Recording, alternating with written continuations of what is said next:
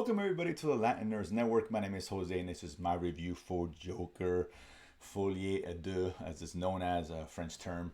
If I'm pronouncing it right, whatever. Todd Phillips returned to direct the sequel here. Listen, Joaquin Phoenix coming back, of course. I really liked the first film, really did. It's an interesting take on this popular, probably one of the most popular villain characters in comic books. Obviously from Batman. I like this kind of standalone thing that did. This would be a one film, interesting take, a character study of one Arthur Fleck, this mentally unstable individual, and how he kind of transitioned to become this version of the Joker. Anyway, that was really well done. A lot of social commentary, very layered. It worked. It really did. I thought I really, really liked this. I was excited to see this one. And listen, the reviews haven't been good. I'm a little late to the party. I didn't get a chance to see this a couple of days ago when it screened it originally. But ultimately, I don't think it's a terrible movie. At the same time, I'm incredibly disappointed. This is so far from the original, what the original tried to do, and it just seems pointless. I mean, this movie didn't need a sequel, and I don't think it was ever designed it to have a sequel. But listen, when a movie makes $1 billion, the studio's gonna back up the Brinks truck, bring the band back together again, and that's what they did. Todd Phillips came back, Joaquin Phoenix came back, of course, and they added, someone like Lady Gaga, who was an inspired casting because when I heard about it, I was like, oh, Harley Quinn, that makes sense. And particularly with, all that talks about this being, having a lot of musical numbers or this being a musical. Okay, obviously Lady Gaga fits the bill. It makes perfect sense to have someone like her in this movie.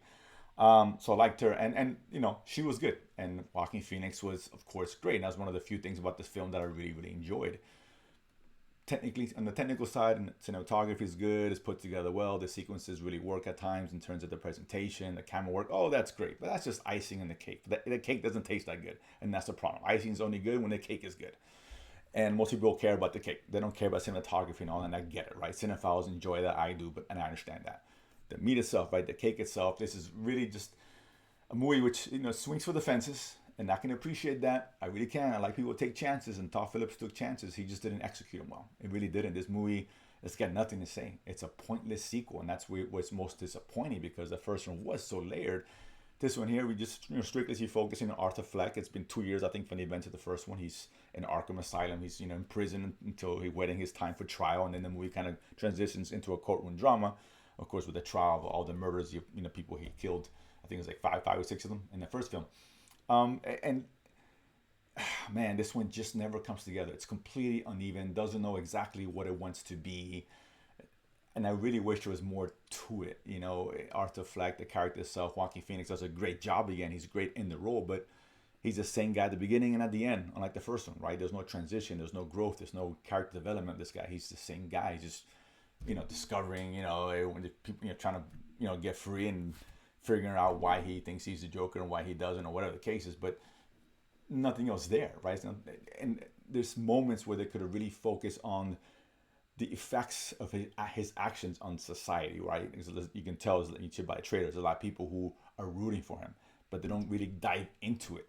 And even the event at the end of the film, which is interesting. I know you shouldn't. Hopefully, no one gets spoiled what happens in the very end of the movie, but that would have worked so much better if it was properly set up. And I get what they're trying to do is a wink to a lot of Batman fans out there, and I get it. But it just wasn't explored enough for that to really make an impact. And that's a big problem with the film. It's just not focused on anything except for just a courtroom drama, which really isn't that interesting, to be honest with you, right? Just the kind of recapping what happened, all these witnesses coming out, recapping what happened in the first one. We know already. We saw the first movie, right? Give us something more, something interesting, more dramatic, and we don't get that. Now, there are cool scenes in here. It is well shot, all that great, no doubt about it, but ultimately, it's just empty. It's kind of pointless. It's just meanders around, and pacing is all over the place, and the musical numbers. That's the aspect which I was hoping could really elevate this film to something unique and different, and that's really for me the worst part of the film was that they were well done, but ultimately they were useless. I mean, you hear musical, and a lot of people don't like musicals, and I get it, right? But the things like Greatest Showman, for example, right? The musical scenes, they push the story. They continue to tell the story, right? Through the words or conversations via song or whatever. This one here just felt like musical interludes interjected between scenes. They're using the courtrooms, just thinking, and then there's a musical number, a song, whatever, and then back to the courtroom scene. Nothing changes. The scene's at the exact same place. So what you just saw was a waste of time. It didn't do anything except just kind of show us he lives in this fantasy world, which we already know. No new information is ever conveyed in these songs. How they're feeling, we already know because they kind of go over it. And there's one particular thing where I'll give you an example where Lady Gaga tells Joker at the first meeting what they plan to do together, and then she meets with at the moment she's in front of the press. They ask her a question. She tells them, "Oh, this is what we're gonna do together," and then later on, it's a song about what they're gonna do together. Hello, they could have just done the song from the beginning, right? And that would have driven the story, the motivation, what she was thinking, as being the super fan of Joker and what she wants to accomplish with him, right? Why she wants to be with him. It's just they could have taken all the music away and shaved about 20 minutes off the film, and that's the part that really was frustrating. It's like, what's the point of having Lady Gaga with these songs if they don't do anything? So that was really just a complete misfire. I like the idea, it was just not executed poorly, and that's like the entire film. Some good ideas in there, nothing fully explored enough. Just kind of going through the numbers, going through this courtroom drama. He's guilty, he's not guilty, whatever. I'll say, say the suspense. He's guilty. We all know what he did. Everyone knows what he did. I'm saying, what was the point of this anyway? So it just didn't come together. The ending, okay, and I'll leave it at that. But ultimately, again, not a terrible film. There are good things here, but ultimately, it's one that's just so disappointing. I was looking forward to this one. It didn't hit the mark. I'm obviously not going to recommend you guys watch it. If you guys do, you guys enjoy it. I hope you do. This is going to be a movie. It's a very divisive film, no doubt about it. And it's not a movie I regret watching. It's just not one I probably won't see again. And if you want to catch it on when it comes out on streaming, I will recommend you do that anyway. Particularly if you're a big fan of the Joker. There are things here to take away. Just not a lot of things, right? So that being said, if you are going to watch it, if you did see it, did you like it? Let me know, comment below.